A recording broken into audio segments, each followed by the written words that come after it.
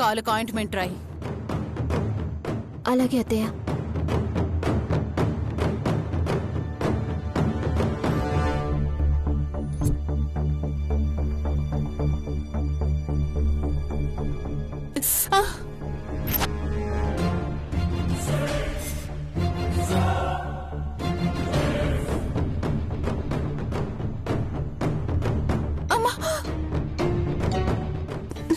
Sorry అత్తయ్య.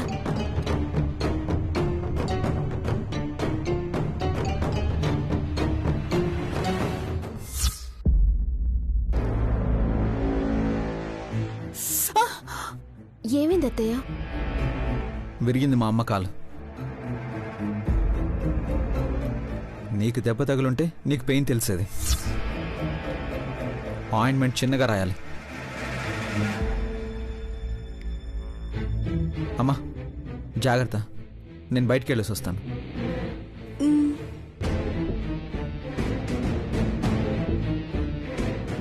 రాయ్.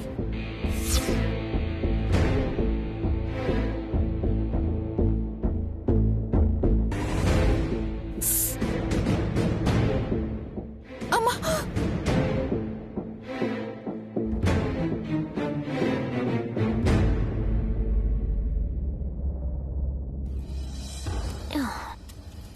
ఆలస్యమైందని నా మీద కోపడుకు కన్నయ్య. నీకు లేటుగా పాలు తీసుకురావడానికి కారణం మీ నాన్న మీ నాన్నమ్మే. మనలో మన మాట. అసలు మీ నాన్నకి పోలీస్ ఉద్యోగం ఎవరిచ్చారు కన్నయ్య? మెడికల్ చెకప్లో మీ నాన్నకి స్ప్లిట్ పర్సనాలిటీ డిజార్డర్ ఉందని తెలియలేదేమో. కోపమొచ్చిందా? లేకపోతే ఏంటి కన్నయ్య, మీ నాన్న ఇంతలోనే కోపం చూపిస్తాడు, బాధపడేలోపు కొండంత ప్రేమను కురిపిస్తాడు.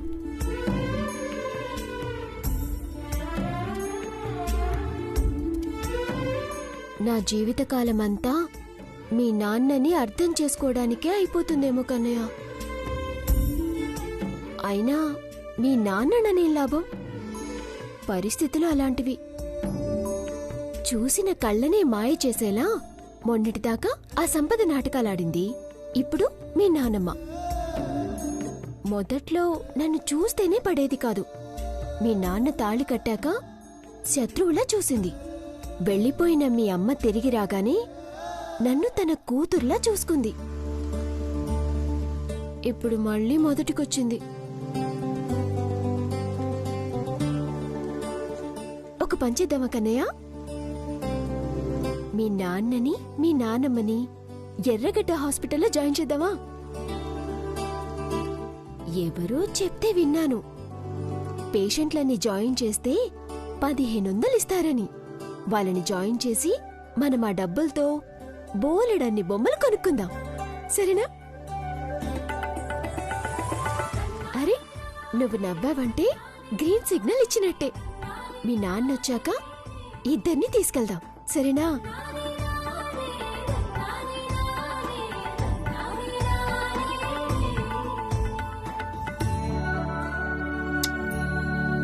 నీ నవ్వు చూస్తే చాలు కన్నయ్య, ఎన్ని బాధలున్నా ఇట్టే మర్చిపోతాను. అసలు నిన్ను సంపద ఎలా వదిలిపెట్టి వెళ్ళగలిగిందో.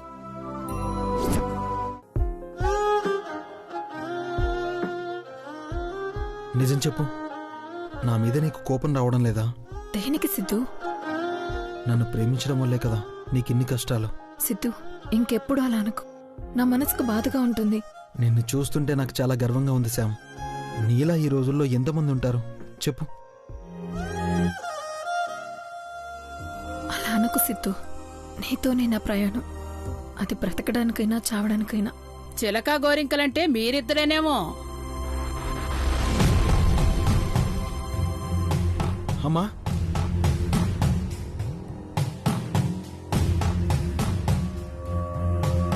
అమ్మా, నీకు తగ్గిపోయిందా? పక్షవాతం అన్నారు. ఏ బాగైందని బాధపడుతుండావా? అలా అంటావేంటమ్మా? నేను నీ విషయంలో ఎందుకలా అనుకుంటాను? అమ్మ ఎట్టుండదోనని ఒక్కసారైనా ఆసుపత్రికి వచ్చి చూసుండావారా? రావాలనుకున్నానమ్మా, కానీ రాలేకపోయాను. నా పరిస్థితి అలా ఉంది. ఒక పక్క శౌర్య నా కోసం గాలిస్తున్నాడు, ఫోన్లు ట్రాప్ చేస్తున్నాడు. ఇంతలో సంపదని ఇంటి నుంచి బయటికి గెంటేశారు. ఎక్కడికి వెళ్లాలో అర్థం కాని పరిస్థితి అమ్మా. నేనిప్పుడు ఏమన్నానని నీకంత కోపం వస్తుండది? నేనిప్పుడేం మాట్లాడను, ముందు ఇంటికి పదండి. తీరిగ్గా అన్ని ఆడనే మాట్లాడుకుందాం, పదండి. అమ్మా, అక్కడికి శౌర్య వస్తే ప్రాబ్లం అవుతుందమ్మా. నేను చూసుకుంటానురా, ముందు మీరు పదండి. రాశాడు.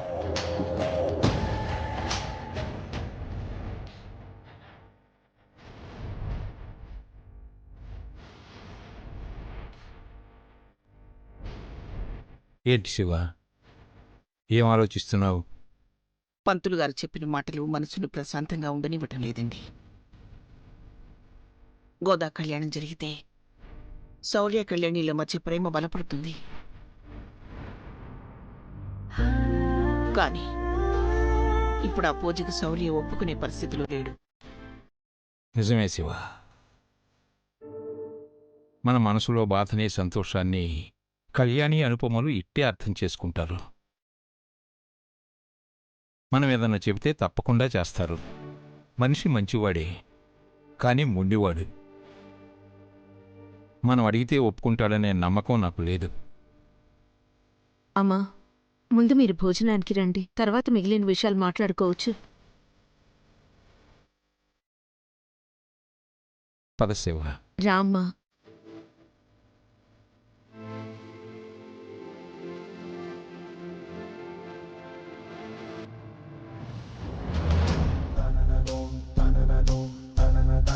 కళ్యాణి, శౌర్య ఎక్కడ? అత్తయ్య, అది భర్త అనటం కాదు, భోజనానికి పిలవటం నేర్చుకో. పిలిచానత్తయ్య, ఆకలిగా లేదన్నారు. మనసు బాలేకపోతే ఆకలేం వేస్తుంది? నీలాంటి దాన్ని కట్టుకున్నాక మనసేం బావుంటుంది?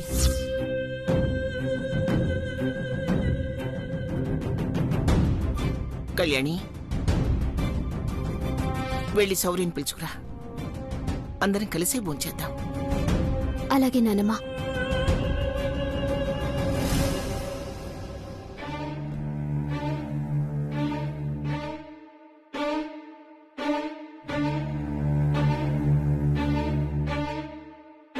ఆఫీసర్, భోజనం చేద్దురండి. నీకు ఆల్రెడీ చెప్పాను కదా నాకు ఆకలిగా లేదని. చెప్పాను, అయినా సరే పిలుచుకురమ్మని నానమ్మ పంపింది. నువ్వు మళ్ళీ వచ్చి పిలవగానే నేను వచ్చేస్తాననుకుంటున్నావా?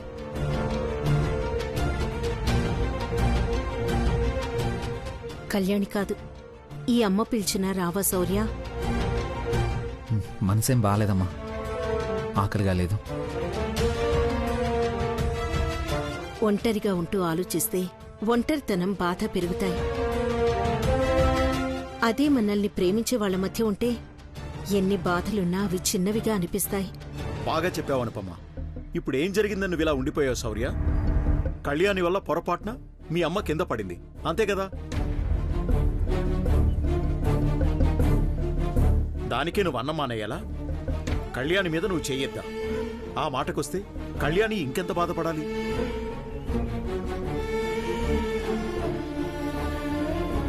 నువ్వు చెప్పు, కళ్యాణి కావాలని అలా చేస్తుందా?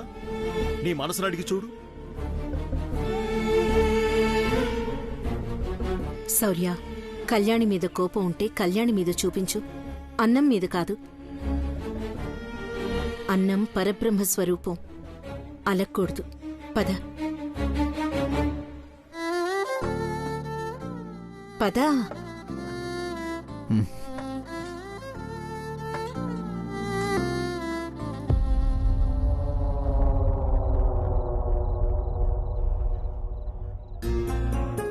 కళ్యాణి, నువ్వు కూడా కూర్చో, నేను వడ్డిస్తాను.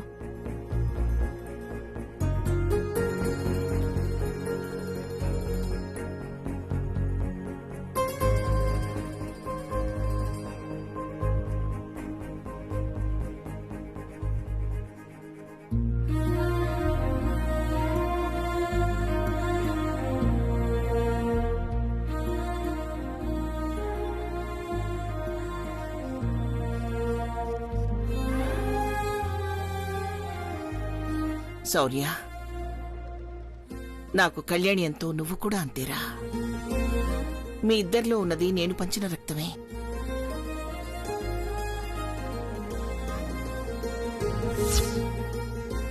మీ ఇద్దరి సంతోషమే మా అందరి సంతోషం. ఇంట్లో ఈ చిన్న చిన్న గొడవలు పోవాలన్నా, నువ్వు కళ్యాణి సంతోషంగా ఉండాలన్నా పంతులు గారు చెప్పినట్టు గోదా కళ్యాణం జరిపిస్తే మంచిది.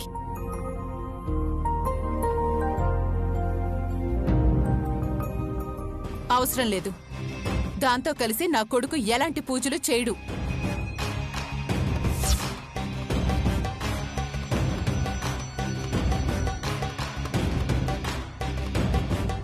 వాణ్ణి పిలవమని చెప్తే వాడి మీద ప్రేమతో వాడి ఆకలి గురించి ఆలోచించి పిలిచావనుకున్నానమ్మా.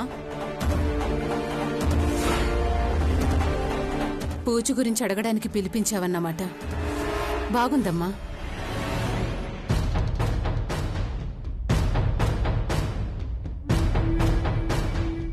దమయంతి, మీ అమ్మది నీలాంటి వంకర బుద్ధి కాదు ఒకవైపే ఆలోచించడానికి. ఇద్దరూ బాగుండాలనే తన తపనంతా. నీ పొల్లవిరుపుడు మాటలకి హద్దుండదా?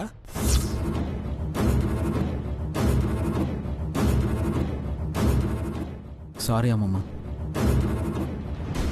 నాకిప్పుడు ఏ పూజలు చేయాలని లేదు. మా అమ్మ మనసు బాధపడింది, తన కాలికి గాయమైంది.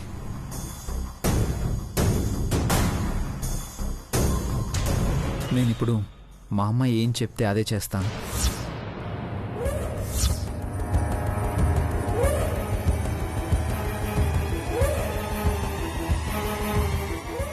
మీకు మా అందరి సంతోషం ఎంత ముఖ్యమో నాకు మా అమ్మ సంతోషం అంతే ముఖ్యం.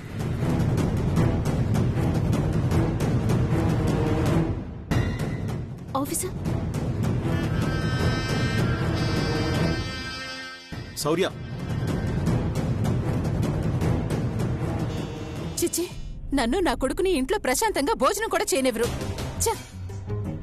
అత్తయ్య. అయ్యో వదినా,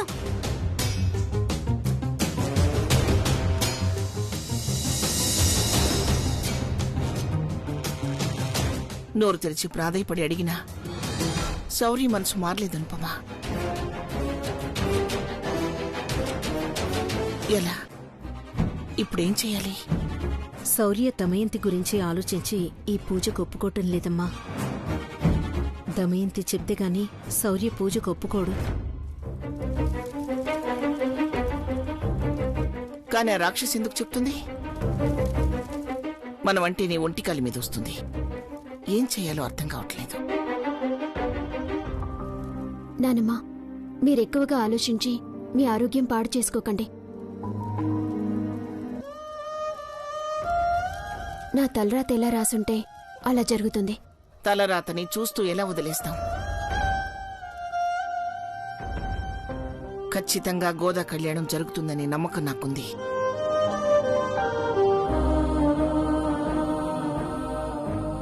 కానీ ఎలా అన్నది నాకు అర్థం కావట్లేదు.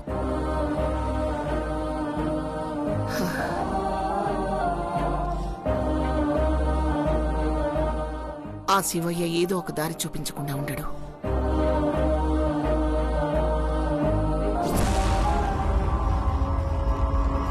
నువ్వు కళ్యాణి సంతోషంగా ఉండాలన్నా పంతులు గారు చెప్పినట్టు గోదా కళ్యాణం జరిపిస్తే మంచిది. నేనిప్పుడు మా అమ్మ ఏం చెప్తే అదే చేస్తాను.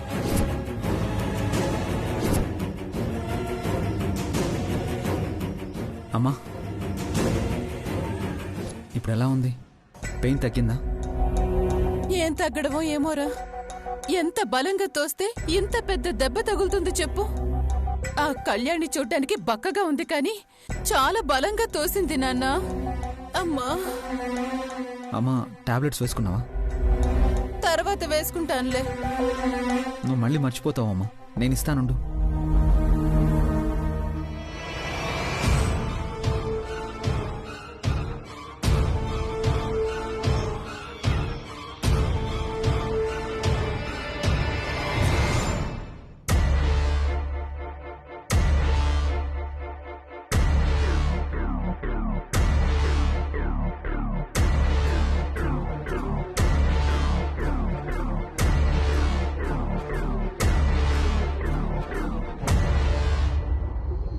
శౌర్య, ఏ నొప్పైనా టాబ్లెట్స్కి తగ్గుతుందేమో కానీ మనశ్శాంతి మాత్రం దక్కట్లేదురా.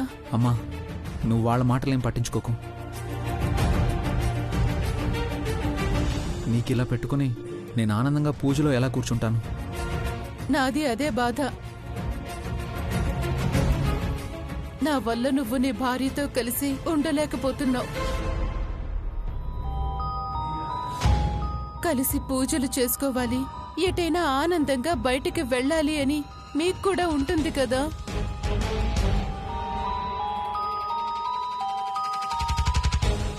నా వల్ల మీ చిన్ని చిన్ని ఆనందాలన్నీ ఆవిరైపోతున్నాయిరా. అదే నా బాధ. అమ్మా, నాకెప్పుడైనా నా ఆనందం కంటే నా అనుకున్న వాళ్ళ ఆనందమే ముఖ్యం.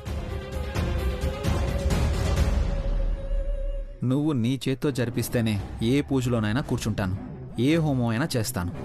సరేనా? నీ ప్రేమ నాకు తెలిసిన అన్నా. నువ్వు రెస్ట్ తీసుకో అమ్మా.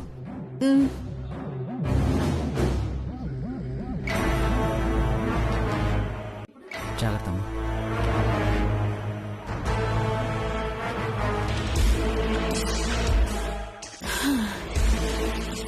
అమ్మయ్యా, ఇప్పుడు నా మనసు ప్రశాంతంగా ఉంది.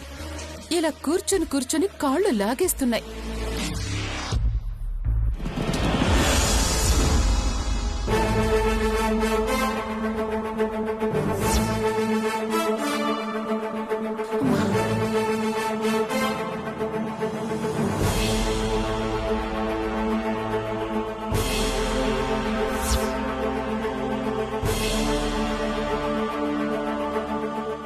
కరెక్ట్గా దొరికావత్తా. నీ పని చెప్తానుండు.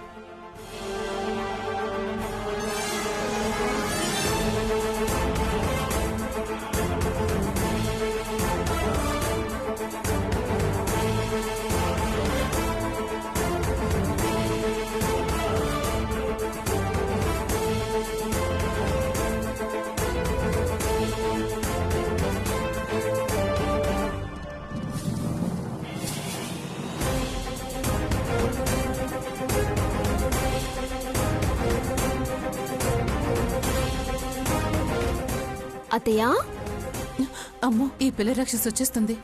అత్తయ్యా, అమ్మా, ఇంకా పెయిన్ తగ్గలేదా అత్తయ్యా?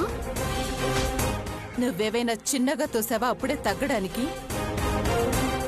డాక్టర్ 2-3 రోజులు పైనే పడుతుందని చెప్పినప్పుడు చెవులు ఎక్కడ పెట్టుకున్నావు? అంటే అత్తయ్య, నానమ్మ వాళ్ళు చెప్పినట్టు గోదా కళ్యాణం జరిపించటం కుదరదా? డౌటా? నేను చచ్చినా ఒప్పుకోను. మనసు మార్చుకోరా? దమయంతి పంతం, ఉడుము పట్టు రెండూ ఒకటే. ఒక్కసారి పట్టుకుంటే వదలవు. ఇప్పుడు నేనొక వీడియో చూపిస్తాను. మీరు టక్కున గోదా కళ్యాణానికి ఒప్పేసుకుంటారన్నమాట. అబ్బా, నా మనసు మార్చుకునేంతలా ఏముంది అందులో? నా నోటితో ఎందుకులే, మీరే చూడండి.